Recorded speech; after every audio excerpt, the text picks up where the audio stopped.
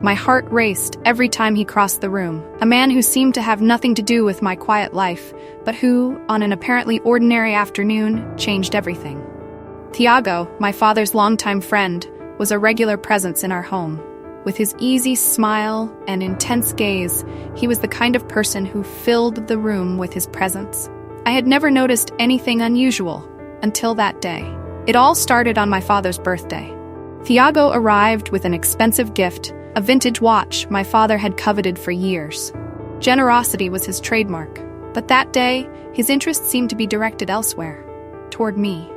I noticed his lingering glances and smiles that seemed to hide secrets. While everyone laughed and chatted, I felt his gaze cutting across the room. When our eyes met, I felt something I couldn't immediately identify, a mix of curiosity and fear.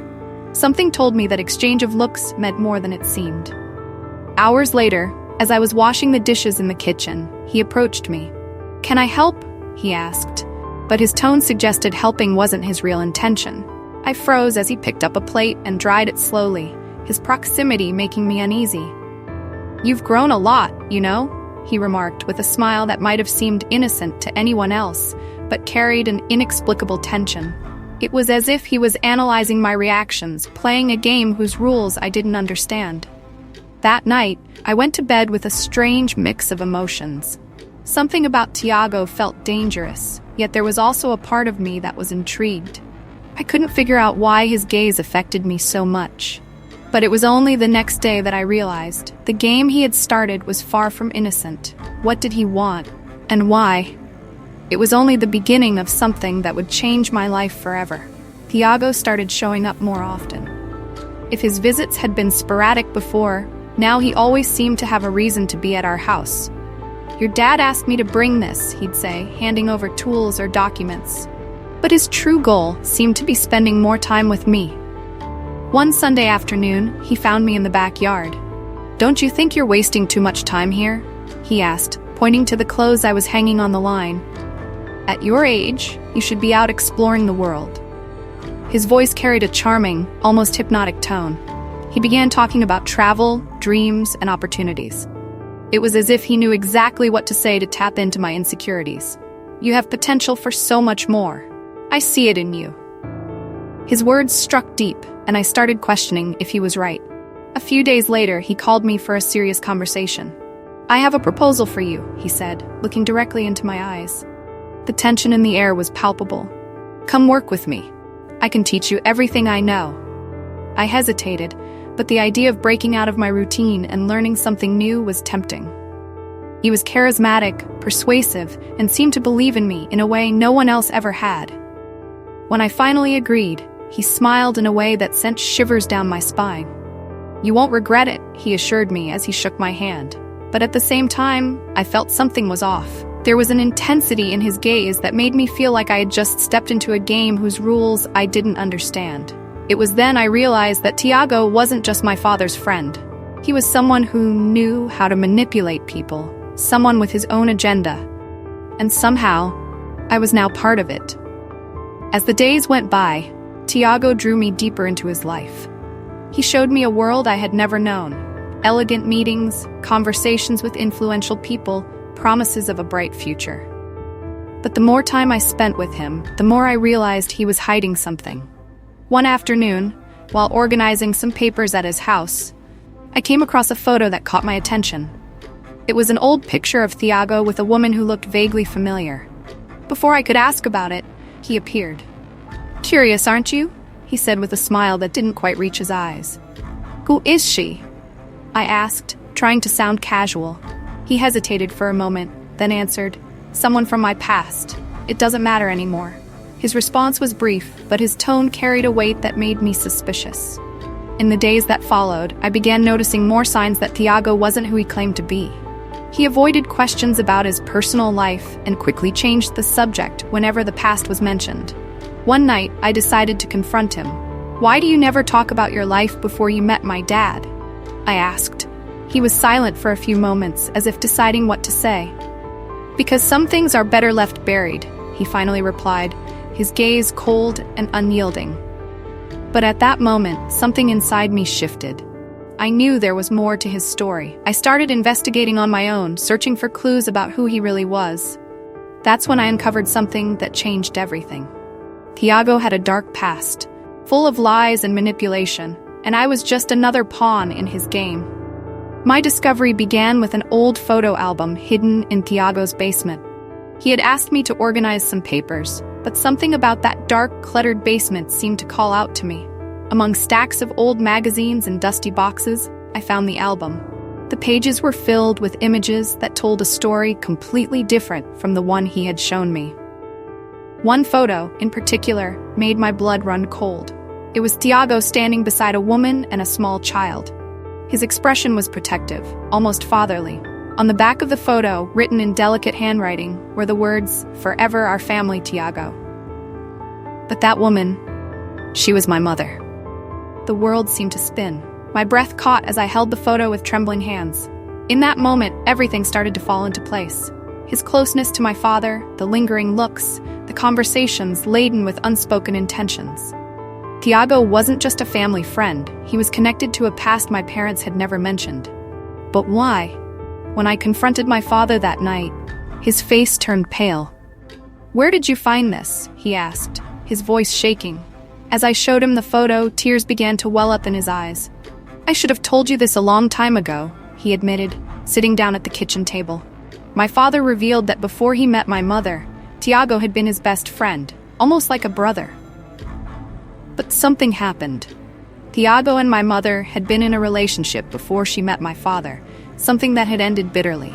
When my mother and father fell in love, Thiago disappeared. Or so they thought.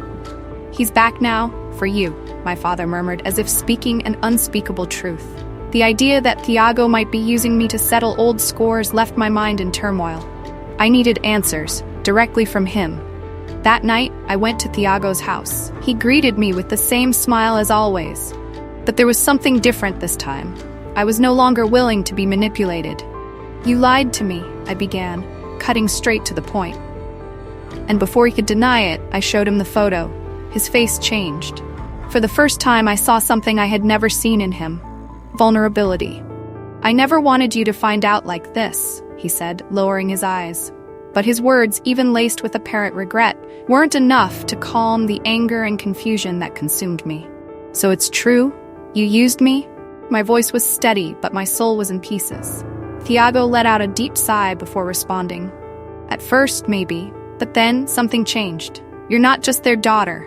You're different." He began talking about how my mother had broken his heart and how my father had taken everything he loved. "I didn't come back to get revenge on you. I came to find a piece of what I lost." His words sounded sincere, but how could I believe him after so many lies? I stared at him, trying to determine if this was just another manipulation or the truth. He seemed broken, a man weighed down by bad choices and old resentments. But did that justify everything he had done? He had used me, entered my life with hidden intentions, and now expected me to forgive him? Then he revealed something even more shocking. My mother had never stopped loving him. She stayed with your father because she thought it was the right thing to do. But her heart, it was always with me. That confession hit me like a storm. It was hard to process the idea that my family had been built on secrets and sacrifices. "Why did you involve me in this?" I asked, trying to hold back tears. "Because you're the only good thing left from this whole mess. I just wanted to be close to you, even in a twisted way." His voice was heavy with emotion, and for the first time, I felt he was being honest. That moment was a turning point.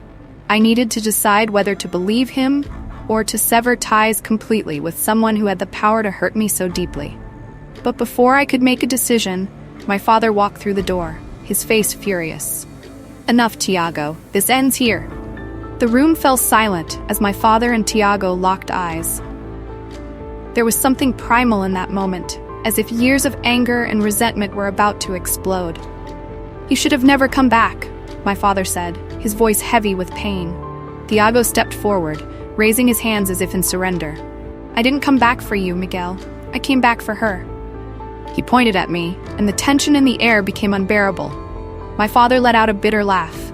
"You've always been like this, Thiago, always trying to justify your mistakes as if they were done out of love." He then turned to me. "Don't trust him, daughter. Everything he touches, he destroys." But to my surprise, Thiago didn't argue back. Instead, he turned to me.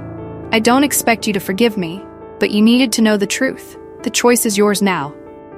I looked at the two men who had shaped my life in completely different ways. My father, who had raised me with love and care, but had hidden important secrets. And Thiago, who had brought chaos and painful truths, but seemed genuinely remorseful. My words came out almost as a whisper. "I need time." It was all I could say. My father tried to reach for me, but I pulled away. I needed to think on my own, far from all that emotional turmoil. As I walked out the door, I felt like I was leaving behind not just a house, but a life built on lies. But I also knew that, somehow, that night marked a new beginning. The days that followed were lonely and full of doubt. I locked myself in my room, reflecting on everything that had happened. My father avoided talking about it, and Thiago didn't try to reach out to me. It was as if silence was the only way to deal with the mess they had created. But I knew running away wouldn't solve anything. That afternoon, I decided to go back to Thiago's house. I needed answers, but more than that, I needed closure. When he opened the door and saw me, his eyes showed surprise mixed with something deeper. Perhaps regret, perhaps hope. "Why did you come back?" he asked, without any arrogance in his voice. "Because I don't want to carry the doubts that you and my father have carried your entire lives. I want the truth. No games, no excuses." He sighed but gestured for me to come in. Thiago told me everything. How he had been madly in love with my mother but couldn't compete with the kindness and stability my father offered. How he left to try and forget her, but never could. And how, upon learning of my existence, he saw an opportunity to reconnect with the past, not through revenge, but through redemption. What I did was wrong. I manipulated situations, yes, but believe me, I never meant to hurt you. I just wanted to be close to something that reminded me of her. His voice trembled, and he seemed more vulnerable than I had ever seen him. I stood up, looking him directly in the eyes. "Don't you realize that this destroyed me? That you used me to heal your own wounds? I'm not a piece of the past you lost, Thiago. I'm a person with my own life and my own dreams." He nodded, his eyes filled with tears. "I know. And that's why, if you want me to, I'll disappear forever. I don't want to be a burden in your life, just like I was in your parents' lives." As much as those words gave me a sense of control, they also left me confused. Part of me wanted him to leave, but another part knew that, despite everything, he had shown me truths no one else had the courage to reveal. When I got home, my father was sitting on the porch, his eyes fixed on the horizon. He seemed smaller, as if the years of secrets had finally taken their toll. I sat beside him, the silence between us as heavy as the air before a storm. "I never wanted you to know," he began, his voice low. "I wanted to protect you from that past, but in the end, I'm the one who hurt you the most." There was a sincerity in his words that disarmed me. "Why didn't you ever tell me?" I asked, my voice filled with emotion. He looked at me, his eyes full of sadness. "Because I thought I could build something new without looking back. But the past always finds a way to catch up with us." It was then that I realized both of them were wrong in different ways. But they were also only human. My father, with his need to protect, and Thiago, with his desire for reconnection, had created a web of lies and half-truths. But now the choice was in my hands. That night, I wrote a letter to Thiago. I told him that I needed space, but also thanked him for showing me that the truth, no matter how painful, is always better than silence.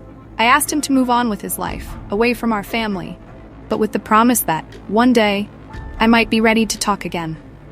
As for my father, I sat at the table and asked him to tell me everything, without secrets. It was painful, but necessary. For the first time, I felt that I was beginning to understand the sacrifices and mistakes that had shaped our family. The following weeks were about rebuilding. My father and I worked to restore the trust between us, something that silence had eroded. We began to talk more, sharing stories from the past that had previously been avoided. As for Thiago, he left. He left a short letter saying he would respect my decision and hoped that, in the future, I might see him with different eyes. I didn't know if that would ever happen, but for now, his absence was a relief.